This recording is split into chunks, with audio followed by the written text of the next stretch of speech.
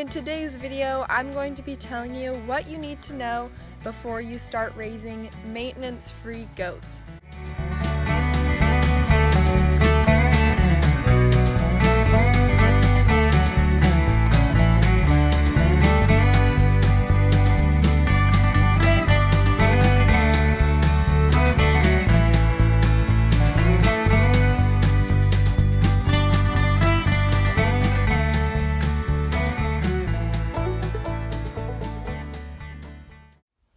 Hello everyone, this is Sylvia with Pine Kiko Goats, and in today's video I'm going to be telling you what you need to know before you start raising maintenance-free goats.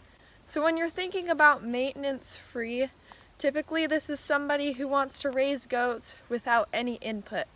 They want to put the goats out on a pasture and hope that they survive on their own, but in most cases this is not the case. So when goats are out in the wild, they have everything that they need to survive, but they're not going to survive and be as productive as if somebody was taking care of their goats.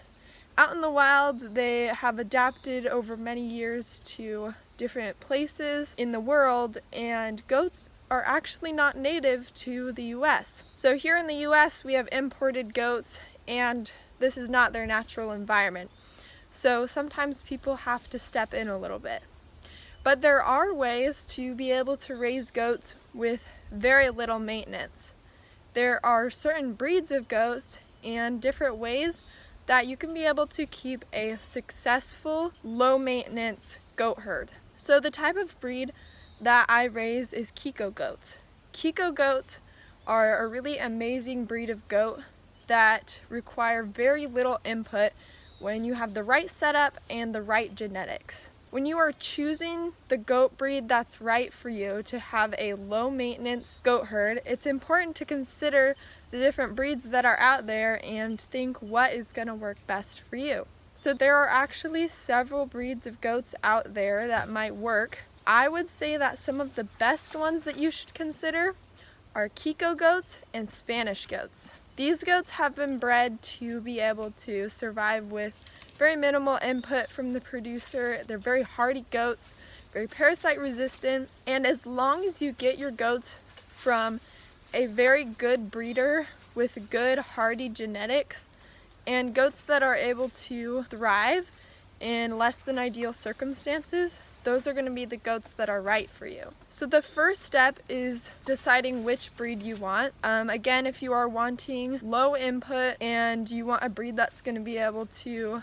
birth on their own and thrive on their own, there are still some things you will have to take into account that you will have to do in order to raise a successful herd of goats. But in the whole scheme of things, Kiko goats and Spanish goats are probably going to be your best bet. So I encourage you to read up about the breeds, figure out which one you like the best.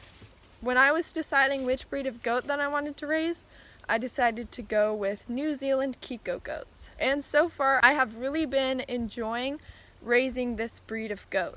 Of course, you're probably going to want to make a profit on your goats, so even if they're low maintenance, there's still a couple things that you're going to have to take into account. One of those things that is very important is minerals. If you want your goats to be healthy and actually be able to survive and get bred, birth babies every year, and even just something that is very important for their overall health is minerals. Some people don't even know about minerals for goats, but they're actually super important. Some of your most important minerals for goats are selenium and copper. It's very important that they get enough selenium and copper to be able to stay healthy.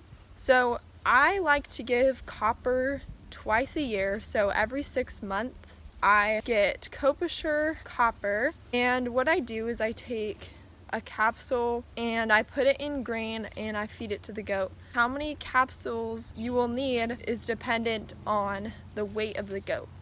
So if you follow the directions, Copassure is a really good copper supplement, and copper is very important to give to goats, so that's just what I use. I actually used to think that my goats didn't need copper, but I'm pretty sure that most of your goats are going to need copper, whether your state is deficient in it or not. Like selenium, some states are more deficient in selenium in their soil and in their water more than others. So you'll have to do some research to decide how much minerals your goats are going to need. But to be on the safe side, it's important to make sure that your goats have both copper and selenium. And there are other minerals that can be very good for them also. So with giving copper twice a year, which, as I was saying before, I didn't think that my goats needed copper. I've actually never done it before, but lately I've started noticing clinical signs that my goats need copper, and so I'm going to start doing this after I've done a lot more research on it. Now, selenium I've always given my goats, but I'm always looking to improve the way in which my goats receive selenium. I have always had a selenium block out for them. But with goats, the best thing for them is loose minerals. I like to provide a block of selenium as well as loose minerals that have a sufficient amount of selenium for them, available at all times. So copper and selenium are going to be the most important minerals to focus on. But there are also things like zinc and baking soda and iodine that you may also want to do some research on and decide if your goats are going to need it or if they are showing signs of further deficiencies after you have tried using selenium and copper. You always want to take into account that water is very important for your goats. They're going to need a good water source where they're always going to have clean water available. Whether you are filling up a trough, buckets, or you have some sort of body of water where they can get a drink when they need it, water is super important. So you're going to have to go out every day and fill buckets of water if they don't have a water source available.